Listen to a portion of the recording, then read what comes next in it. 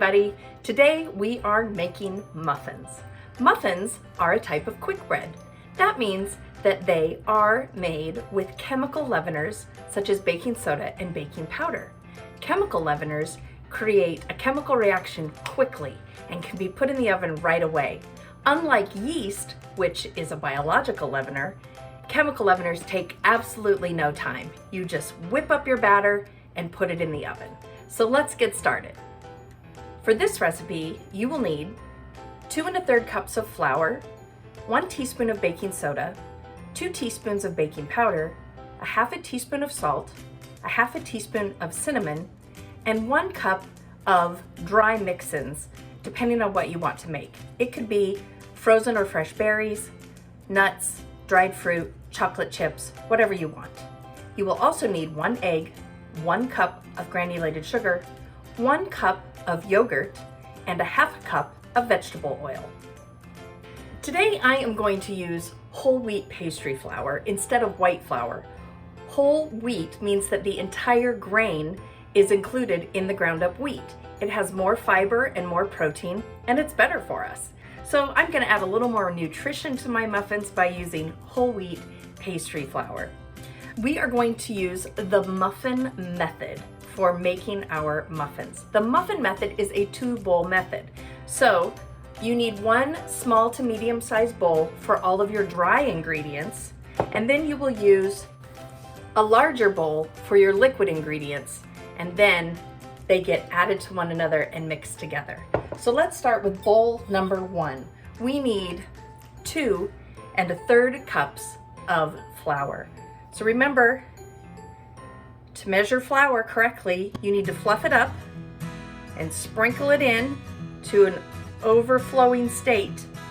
Take the flat edge of your knife and tap to get all of the little air pockets filled in, and then level it off.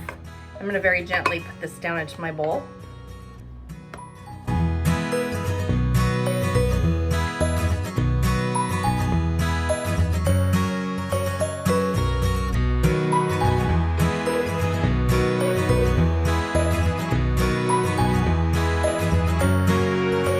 When I'm done with my tools, I put them in a small tub of rinse water so that they'll be easier to clean later on. And I put all of my ingredients away as soon as I'm done with them.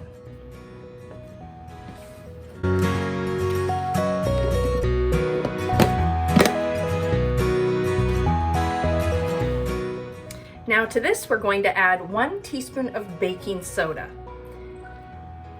For baking soda, has this little flap for leveling off, so just dip your measuring spoon.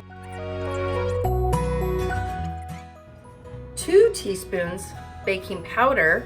Very important that you don't confuse those two. Baking soda and baking powder are different. Baking powder has baking soda in it, plus an acid, a powdered acid, and cornstarch to keep the two separated until you're ready for the chemical reaction to happen. So if you put the wrong amounts in, you could have a metallic, yucky flavor to your muffins, or they could brown too quickly. We need a 1/2 teaspoon of salt and a 1/2 teaspoon of cinnamon. You always want to mix your dry ingredients before you put the liquids in, because you want them to be evenly distributed throughout the recipe. Okay, I'm going to set this aside. I'm ready for bowl number 2. In this larger bowl, we are going to mix our liquid ingredients. So the first thing we need to put in is 1 egg. And I just swiftly smack my egg on the counter flat, and then I use my thumbs to gently pry open the egg before I drop it in. Now, eggs carry harmful bacteria that can make you sick, so make sure that you wipe up your hands and counters after handling raw egg. So I have a wash rag in my little bowl of soapy water, and I just use it to wipe my hands and my counter. Okay, the next wet ingredient is sugar. Weird. Why would sugar be a wet ingredient? I'll tell you why. Sugar is often used as a wet ingredient in quick breads because mixing it in with the liquids helps it to dissolve faster than if you put it in with the dry ingredients. So it just helps it to be more evenly distributed into the mix. So I'm going to dip in and level off my 1 cup of sugar.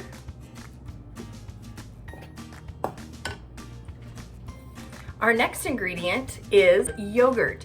I use unsweetened yogurt, just plain. It can be any kind, made with soy or coconut or cow's milk, goat's milk, whatever. And it can be Greek yogurt or just regular yogurt. You need a dry measuring cup in order to measure yogurt. And what I do is I just simply dip it into the container, and then I use a knife to level it off.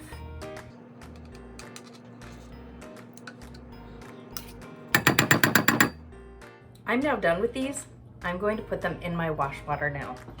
I'm gonna put the yogurt back in the fridge so it doesn't go bad. Our last liquid ingredient is vegetable oil. For this, you need a liquid measuring cup. They come in all shapes and sizes, but what's important is that they have this extra space at the top so that you don't spill your ingredients. And they usually have some sort of spout so you can pour it out. So to measure oil, you are going to get down at eye level, put your cup on a flat surface, get down at eye level and pour in to your 1/2 cup mark. Here we go.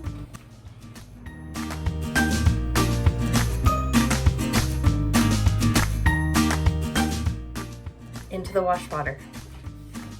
Okay, now our recipe says to mix these really well, and I'm going to use a whisk for that. Always have your whisk pressing on the bottom of the bowl. Don't do it up high. You need to be scraping the sides and the bottom.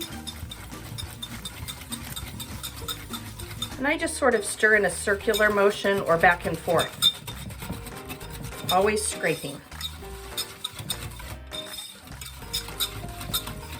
At this point, if you wanted to add some more flavoring like vanilla or lemon extract, orange extract, it depends on what flavor muffins you want to have.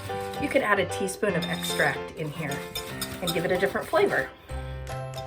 Okay, this whisk is done now because the next step is folding. We are going to fold in the dry ingredients. And this thing will be way easier to wash if you swish it in some soapy water before you take it over to the sink to wash. Don't let this junk dry. All right, our next step is to take our small bowl number 1 with our dry ingredients and add it to the large bowl with the liquid ingredients.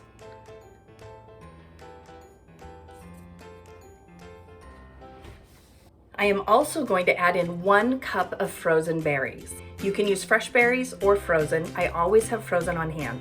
These are raspberries. They're my favorite.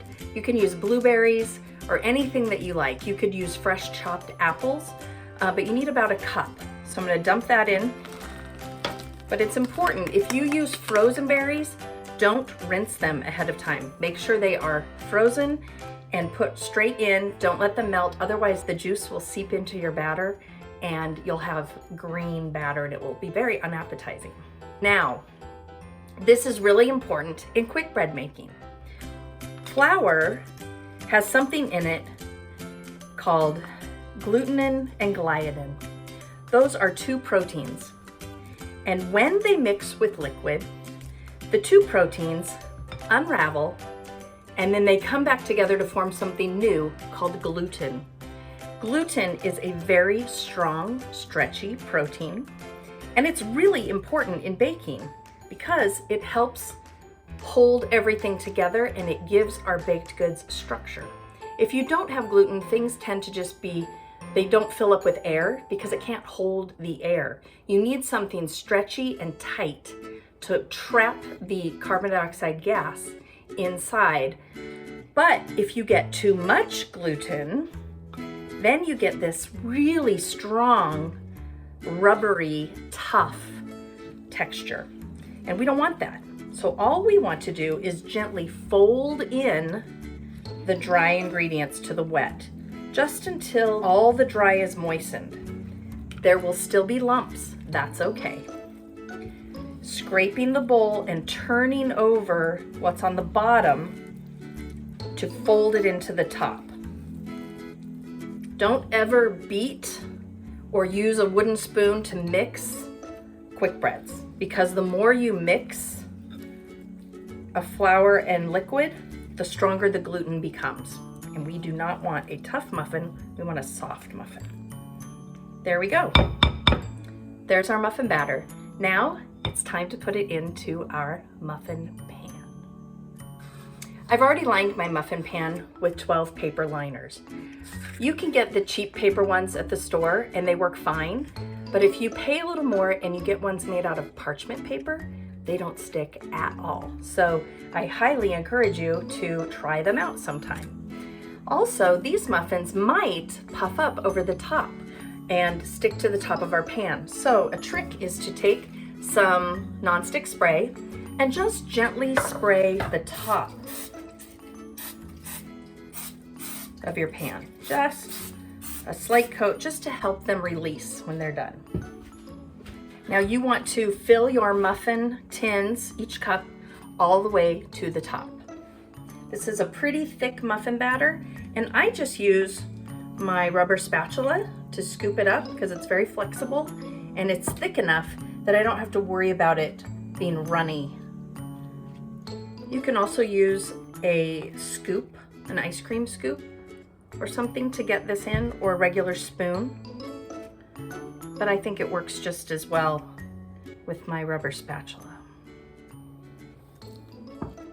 It's okay if you find some dry spots. That will work itself in as it bakes.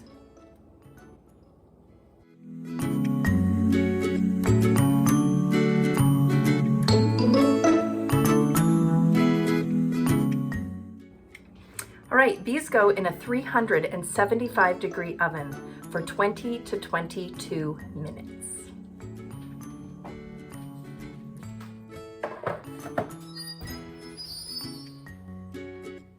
Always stand to the side of your oven door when opening it and open it all the way so you don't burn the backs of your arms.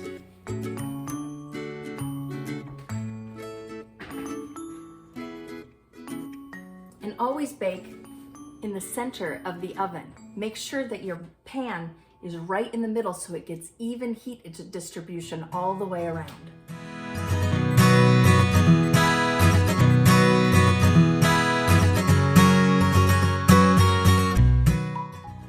Okay, our muffins are out of the oven. Now I'm going to show you a really cool trick. First of all, these muffins are really big. We filled them all the way to the top, and it's a thick batter. So I leave them in the muffin pan for about 10 minutes before I loosen the tops with a knife. So you can see that they've made this really nice muffin top, which is my favorite part of the muffin. But you want to loosen it up before you take it out of the pan. So I'm just going to run my butter knife along here to separate the muffins that have stuck together. And then I'm going to lift underneath just to make sure that they're not stuck to the top of the pan. Remember, we sprayed the pan, so they shouldn't stick. Sometimes they do. Okay, now for the magic. This isn't hot anymore. I had them sitting on a cooling rack. I'm going to put my cooling rack upside down on top of my muffins, and then grab the pan and the rack at the same time and flip them. Now, if everything goes right, they should come right out. We'll see. Ta-da! Now, I learned this trick from Alton Brown. He always turns his muffins over because the juice from the berries tends to seep to the bottom of the muffin, and then you have soggy bottoms. This way you're redistributing the juice in the muffins. So you just let them cool this way until you're ready to eat them, but they really turned out nicely. So I hope you'll enjoy this recipe, and give it a try and be creative with your flavors. I can't wait to hear about what you'll put together.